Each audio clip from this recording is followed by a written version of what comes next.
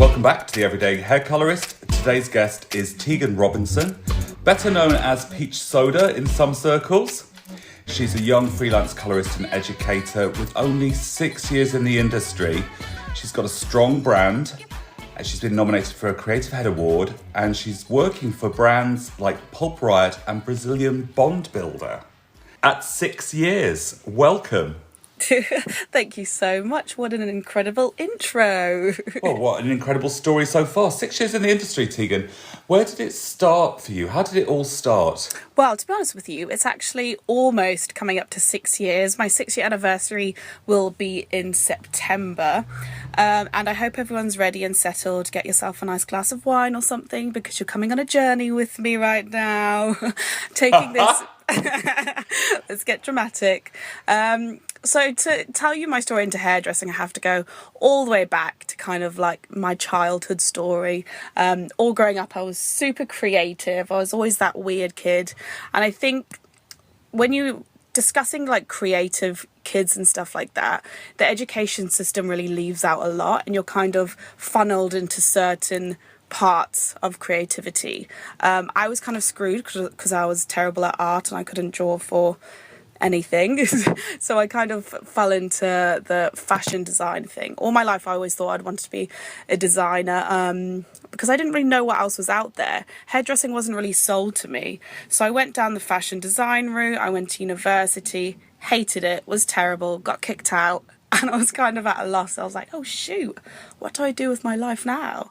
It's funny that you talk about that, because a lot of people have been on here talking about the fact, from young hairdressers to older hairdressers, talking about how schools don't support those people who are slightly different, that don't conform into the regular go to university box type of thing, which it's all become now. So the sad thing with the education system is that it's kind of like a one size fits all box. And it's only really when I went through the kind of university system, fell through that, failed, is when I started to look for other things, because I was kind of at a loss. And it kind of all fell into place one night when I was at home watching my favourite film, Priscilla, Queen of the Desert. And if you haven't seen that, stop what you're doing and record it ASAP. And I was watching it. And one thing is I wanted to get into fashion because I was always obsessed with drag queens. I wanted to do drag queen costumes. So I was watching this and I was looking at their amazing wigs, and something just clicked to my brain, and I thought, you know what, maybe I'll become a hairdresser and design drag queen wigs. And then it all came from that. And then the day after, I contacted this amazing new salon in East London, which is called Butchers, still an amazing thriving salon, and I messaged them, and the day after I got apprenticeship with them. So it all started from there. Let me ask you this then. So do you live in East London? Did you live in East London then, or how did you find this salon? What made you call them? Because the wigs and all of that stuff from film, yeah. And then suddenly you call this salon in East London. Was it a local salon? Had you heard of them? Had you researched them? So I went to university at the University of East London. And I think back then I was kind of... when I was 18, so 8 years ago, it was when the whole kind of gay scene in East London was thriving, Dalston Superstore and all that jazz. And I think for me personally, I had no idea about the hair industry.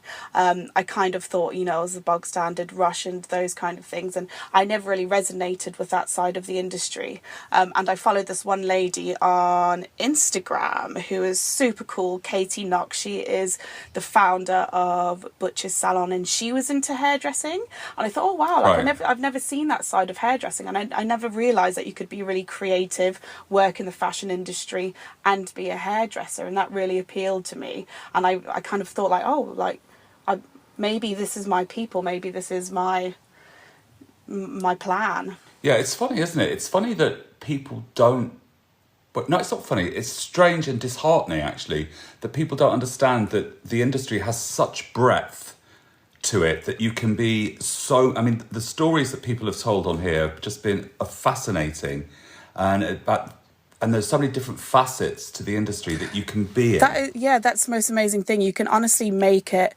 whatever you want to do it. And same with careers. Careers aren't a one-size-fits-all box. You can really kind of... Hairdressing caters to every single kind of person out there. You get your business side, you get creative, you can going to session styling, whatever you want to do with your career, you can kind of do it. And that's one thing that we don't speak enough about in the industry. And I think that's one way we'll really be able to sell it to kind of younger people coming into the industry. So you go for the interview and you get your apprenticeship. Yeah. And what was that like? Because obviously you went into it slightly older. I mean, 18 isn't old by any stretch of the imagination, but it's a little bit older than the 16 mark or the 15 mark when some kids start. So I was actually 20 when I started my apprenticeship. I'd done 2 years at university, which failed. I got kicked out. So I kind of came running back to London with my tail between my legs and started this whole new journey in hairdressing, and I knew nothing. I didn't know how to hold a brush. I didn't know about scissors. I had zero idea. But I think what really kind of inspired me was I was lucky enough to be in like the thriving East End of London, and everyone I was with was super cool and creative. And for me, a young person that's always been very misguided, that's fell through the cracks and that's kind of never found their people, it was like opening a whole new world for me. And I think especially doing an apprenticeship in London, there's something magical about it. Yes, it's tough as hell and you work your fingers to the bone, but you feel like you're in something. You feel like you're kind of working for something greater and bigger. And I don't know, my apprenticeship at the beginning really felt like I was in a movie, you know, like The Devil Wears Prada kind of thing. It resonated with you, basically. Yes, 100%. So how long did you apprentice for then? Oof. So my apprenticeship was very long. My apprenticeship was about 4 years. I did 2 years at Butcher's, and then I moved to Not Another Salon, and I spent 2 years there until probably about 3.5 years in my training. So it was a very long, grueling apprenticeship, but I'm thankful for it now. Yeah, because normally I was just talking to somebody for an earlier podcast, and they, same time as me really, it was 5 years then, sort of 3 years as an apprentice, and then 2 years as a junior stylist, and then it's sort of gone down to 2 to get your MVQ. But personally, I kind of feel like, you know, that doesn't really put you on, your MVQ2 doesn't necessarily make you qualified. Oh my goodness, no. Absolutely not. And I think that is one good thing about doing apprenticeship in London is, yes, it takes so long, but almost immediately when I was on the floor, I was able to kind of go into any salon and be capable to work with anyone. So I am thankful for that in that sense. Yeah, I mean, it's a good start, I think. It leads you on really well. Now, what made you switch midway between the apprenticeship? Any particular reason, or...? Yeah, so the salon that I started working at, Butcher's, it is an amazing salon. However, I was the first apprenticeship at the salon, and they were a brand new business. And I think maybe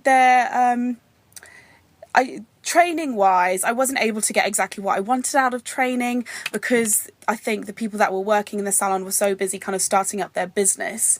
And as well, I could kind of see that the salon was going in a different direction style-wise. It's a beautiful kind of eco-friendly, more of a natural, edgy salon.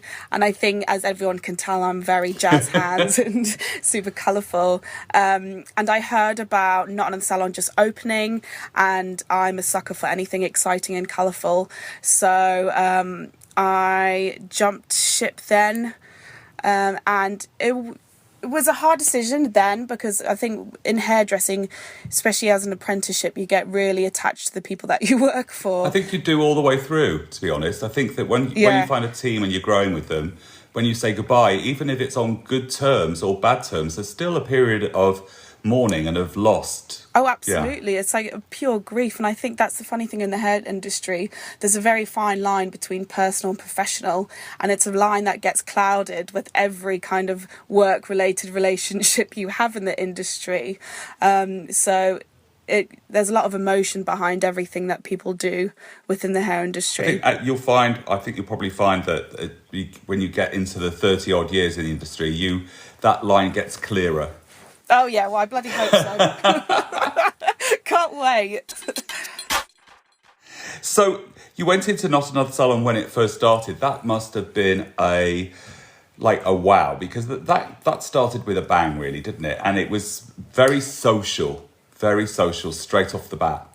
Yeah, it was a super exciting time, and I think the most amazing thing was there was a group of people from all different walks of life, and I think that's what made the salon. That's what kind of grew the salon into the amazing thing it is like all the amazing, weird, hard work that we all individually put into it, and all such an amazing group of, like, the kind of caption goes, a group of misfits, and we all put our heart and soul into kind of creating something. So I have a lot of good memories from that time, and I kind of made bonds with people that will never be broken. And that is always a lovely thing, for that to happen, to make those bonds.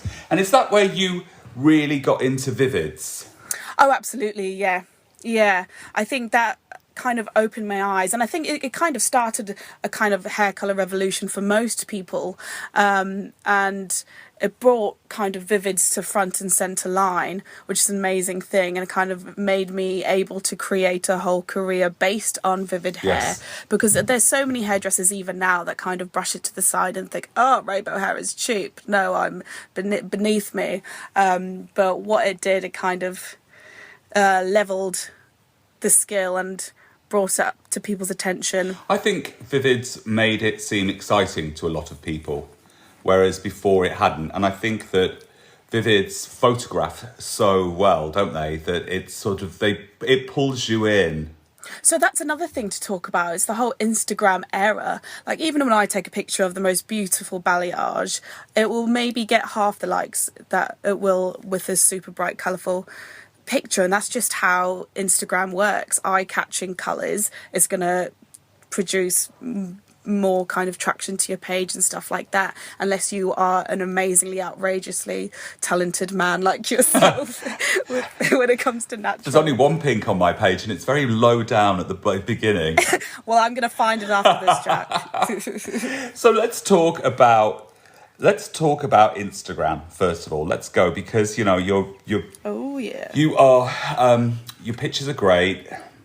What were your learning curves on Instagram? What are your thoughts about it? Oh my goodness, I have such a love-hate relationship with Instagram, honestly. It is a full-time job, and I think for me recently I've really had to find my balance with Instagram, because it's an issue because I get all my business from Instagram. However, it's always in my mind that I want to make it as genuine and as honest as possible, and that's very hard with Instagram, because you feel a constant pressure to post, and you feel a constant pressure for it to kind of look a certain way and be a certain way, and it's hard for me personally to not get drawn into that kind of side of it. However, I mean, I'm still learning and finding my way with it every day. It is the most incredible tool, and it has honestly brought me almost every opportunity I've ever had in the industry comes from social media, which might sound quite ridiculous to others. But yeah, I'm learning and growing with it every day, and I'm still trying to find my balance with it. But I think it's a hard one, isn't it? Because it's on your phone, basically, so it's with you all the time. Let me ask you a quick question. Do you have a website, or do you rely totally on Insta? So I rely totally on Instagram. I did start a website. It's pointless. I don't need Right. it. Even when it comes to stuff like booking. And this is why I work 24 hours a day pretty much, because I get all my bookings through Instagram, usually being freelance. I run my business solely through that bloody app. That's pretty amazing, isn't it? Because I find that most of my business comes through Instagram. I don't know whether my website does much at all, because everything's on my Instagram page. It's like you can email me, you can message me, and you can book a course through it, so... Yeah, fantastic. So what do you think the pitfalls of Instagram? You talked briefly about the fact that you find it hard to get a balance on there. Yeah. What pulls you into it all the time, and how do you stop yourself? Do you limit your timing on it? No, I don't limit my time on it. I probably should, because it kind of controls my life, but I've not found that balance yet in my life. I think it's kind of how you see Instagram. Like, I do definitely see Instagram as a business tool, but then for me personally, I'm an oversharer, and I think everyone has their own kind of take on Instagram. And I think people, one kind of one tip that I will say for Instagram is if you are trying to build your Instagram, it's so easy to kind of look at everyone else's things and feel like you're not good enough or you're not doing enough. I mean, even myself, I look at these amazing session stylists Instagram and I think, oh my gosh, I can't do an amazing chignon and stuff like that. You really get drawn into looking at other people's lives and kind of leveling yourself up to them. But one thing I will say, that an easier way and an easier take on Instagram and to build your own business is to find what you want to do with your Instagram, find what you want to say and kind of put your own stamp on it. And I think that's one thing that why Instagram works for me, is because I found my thing, I found my niche, as some people might say. Because there's so many amazing Instagrams out there, and there's so many people that I have to say are way better than me at hair. Some people are just incredible, and there's thousands of Instagrams that are just beautiful pictures of hair, and I know that I could never be as good as that, and I will never kind of stand out from that. So what I would say is to kind of find your own thing and find what makes you different. Well, Mary from behind the chair always says, find your path and stick to it. Yes, yeah, I love that. I love that so much. And I think people really need to, especially with hairdressing, like we said before, you can do anything with this industry, and people really fall into the kind of one size fits all mentality, and people need to realise that they can make their career into anything they want to do, and they can go amazing places with it. Absolutely, I think so too. Now, I'm looking at your Instagram now, so you've got 15,000 followers, which is really good, and you've got a little bit of politics on there. Yep. You've got some fantastic hair on there, some vivids, a doll head, some quotes. So you kind of have just your page. Do you think your page is very reflective of who you are? Yes, and that's another thing. Because I spend so much time on Instagram, I really want to share who I am. And I think for me personally, I'm a very passionate person, as you might be able to tell from my Instagram.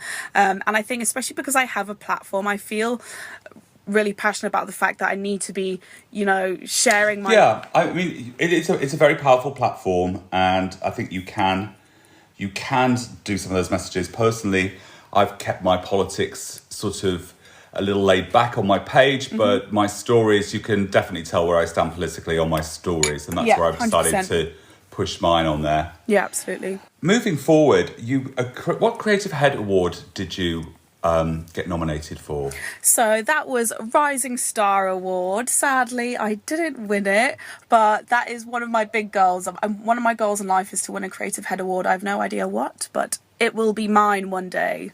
It will be yours one day. I love that. I love the fact that you're going to go for that. I think awards are really exciting and great places to showcase young talent, old talent, in between ages talent. I mean, there are so many different ones now.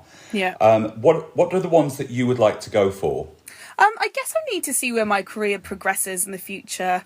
I'm going through a weird stage in my career at the moment because I'm currently in the process of moving to Australia for a year. I'm not too sure what this year is going to be like for me career-wise. I always said when I went freelance that I'll never work for anyone again because I love not to go, and that's a terrible idea, but I have decided.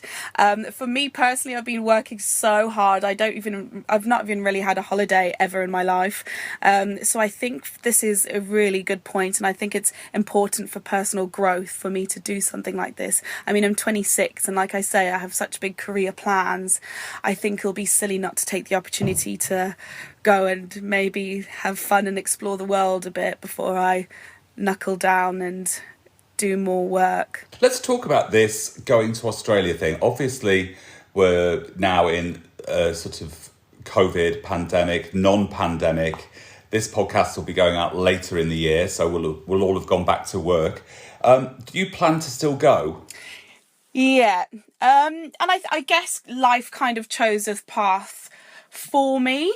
And I think even though everything is going so well in my life, and I think because it's going so well, it means that it can go well again, and I can build my business up again, and I can kind of start from scratch. Instagram is a great thing for that kind of plan. So I think it's a good time for me to kind of pause things and go have another adventure before I get down and put some serious work into it, because I think the next few years of my career are kind of going to be detrimental to my grand success in life. So I think this is my last chance to go away, have a great time, and then come back and start my business. I think it's quite clever though, because you recognise the fact that Instagram isn't disappearing, so you can still gram, you can still build, you can still post all of that. It just means you're in a different city. Business wise, it might be a little bit weird, but then you can go on to it. But I actually found my American experience helped me more back in my English experience, because it brought another dynamic, another way of working that I hadn't picked up in England. And so for me it was a pro to get up and go, but then I was only supposed to go for a couple of years, and I ended up staying for 18.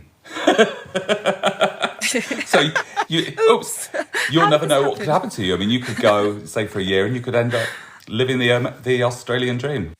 It's interesting you say that, actually, because recently with the brands that I work for, Brazilian Bond Builder and Pulp Riot, they're both American brands, and it's been like a breath of fresh air working for these brands, because they have a totally different take on the industry. They work totally different, and it's so good, and it's so good for your character and just your career in general to experience different ways of how people do it. I think we get really stuck in a bubble in the UK. We're such a strong, thriving industry, and we kind of forget that this is not the only way to do it. I think that's really true. I mean, I know some Australians, and they've been super successful in Australia, and the way that they approach hair is a different aesthetic to the English, and it's more commercial, I think.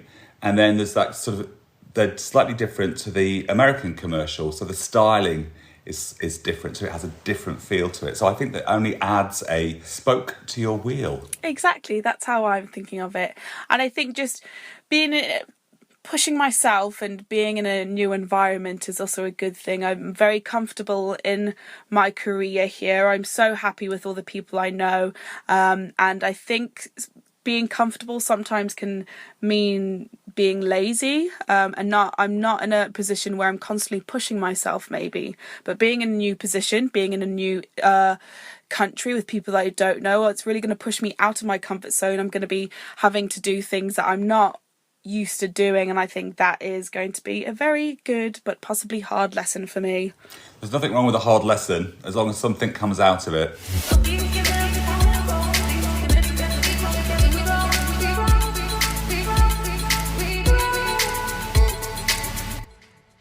Now let's talk about the brands that you're working with. So of course Pulp Riot, sort of talk about game changer. It was a product company that was launched on Instagram. My friend Jay Olsen, of course, is very much a part of that. They blew it up in the USA. They didn't use any rules. They literally started it on Instagram, and I think that is so fantastic. That's why working for them is so fun and really super easy, because they're just such a genuine, organically grown, amazing brand. It's super exciting. Tell me more. How did you find them, or how did they find you? So they found me on ding ding ding Instagram, like they do everything. And then another interesting thing about them, they always kind of mention the fact that when they don't use any kind of PR people or sales people. Everything they do was strictly on Instagram, and I think that's one reason why they're such a successful brand, is because they think in a modern way. I mean, times have changed since kind of L'Oreal and all those other huge brands came out, and I think Pulp Riot is the modernization that the hair industry needed, really, and they kind of tackled things in a totally unique and modern way of thinking, I suppose. So that's why everything they do is super fresh and exciting. And you know what? The owners, David and Alexis, they are the most down-to-earth, amazing people you ever meet. They are so wildly rich and successful now. But when you'll see them at hair events, and they'll be washing their hair, they'll be cleaning up, they'll be like taking up your like empty trash and putting it in the bin and stuff like that.